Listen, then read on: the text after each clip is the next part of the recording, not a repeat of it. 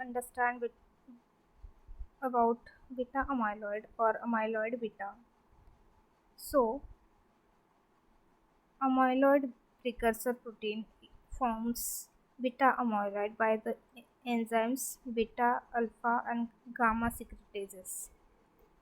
So, if we see particularly about beta amyloid, so it denotes a peptide of 36 to 43 amino acids, and it is the main component of the amyloid plaques found in the brain with people of Alzheimer's disease.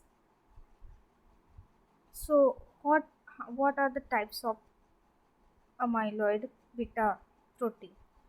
So, different forms of amyloid beta include soluble amyloid beta, amyloid beta oligomer, and amyloid beta present in amyloid plaques. In addition, a dynamic compartmentalization of the different types of amyloid beta may exist between plaques and soluble amyloid beta, and the different forms may contribute to neurodegeneration at different stage of the disease. Now we'll talk about the size of these amyloid beta proteins. Like wild-type amyloid beta, they appear as smooth rod-like peptides with diameter of 3 plus minus zero point 0.2 nanometer and typically length in the range of 60 to 220 nanometer when observed by the atomic force microscopy. So what will happen if these amyloid beta proteins are overproduced? The overproduction of amyloid beta appears to be a primary cause of Alzheimer's disease.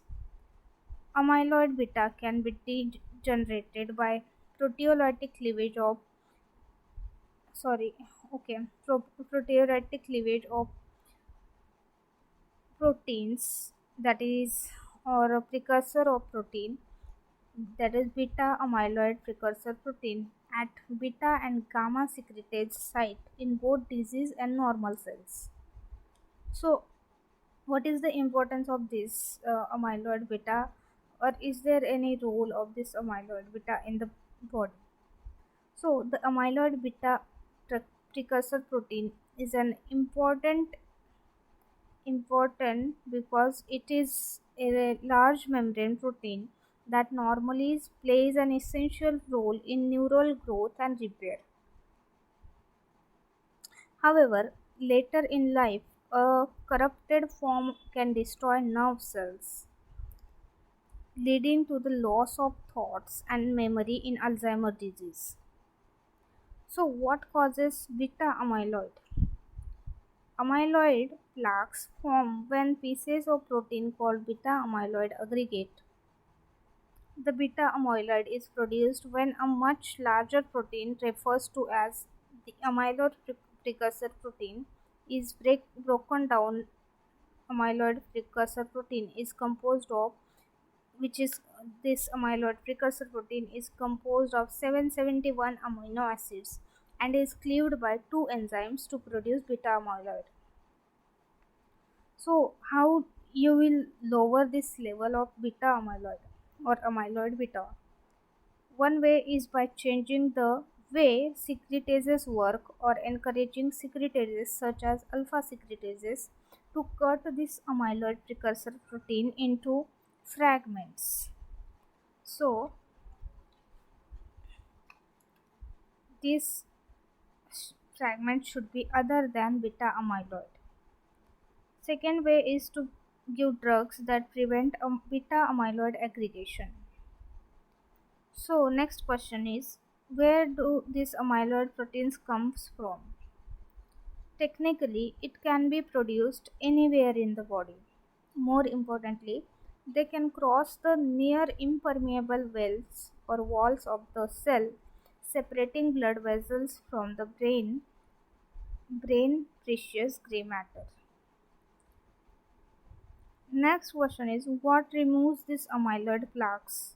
Or is there any research on saying yes, these amyloid plaques can be removed?